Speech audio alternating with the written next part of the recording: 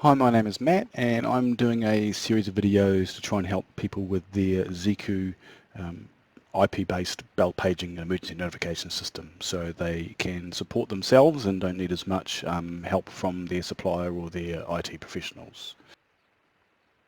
So in this video we're going to look at creating a dispatch user.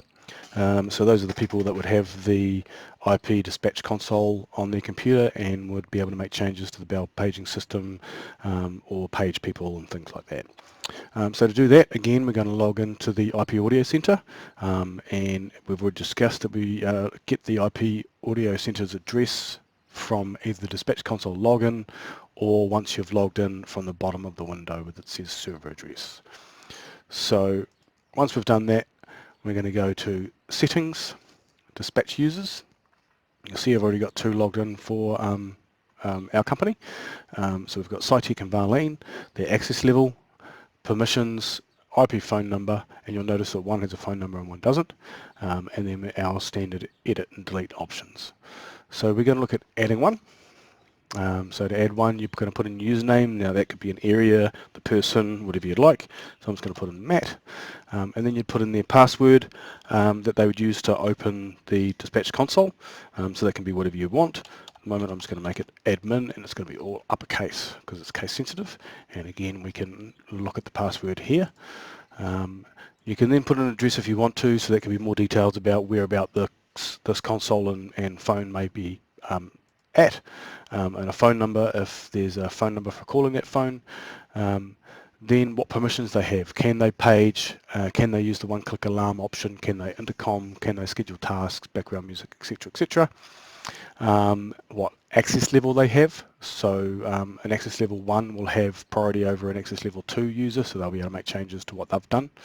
And it goes down to a list of 12. And then we have our group management. So can they actually manage all of the groups that have been set up or just some of them? So you can just select them in that way. And then what phone number that they will be assigned within the ecosystem of the bell paging system. So we're going to choose Varlene's phone just for this instance, just to show. Then you would pick your ring strategy. So if you had more than one phone number attached into this IP phone number area, then when this particular user is called, then it'll ring all of the phones at once if you've selected ring all, or in linear it will go from one phone to another. And then you can decide on that ring duration before it switches to the next phone or does something else. So if we had ring all, we can still have that duration as after 5 seconds, if no answer, hang up, or if no answer, go to extension so-and-so, if no answer, go to dispatch user so-and-so, and then if no answer, go to external call. Now you'll notice under dispatch user there was only one option. Varlene wasn't an option because that's the phone number that we're using for this solution, and we've only got one other user that actually has a phone in their system, as we mentioned before. So that's the only person that we can forward to if that's the case. So if this is set to 0, then those options disappear. So it would just be a ring all or a linear call. And then we hit submit. Again, we have our done, and then we hit apply, and you'll see now that we have 3 users. One doesn't have a phone attached and 2 do.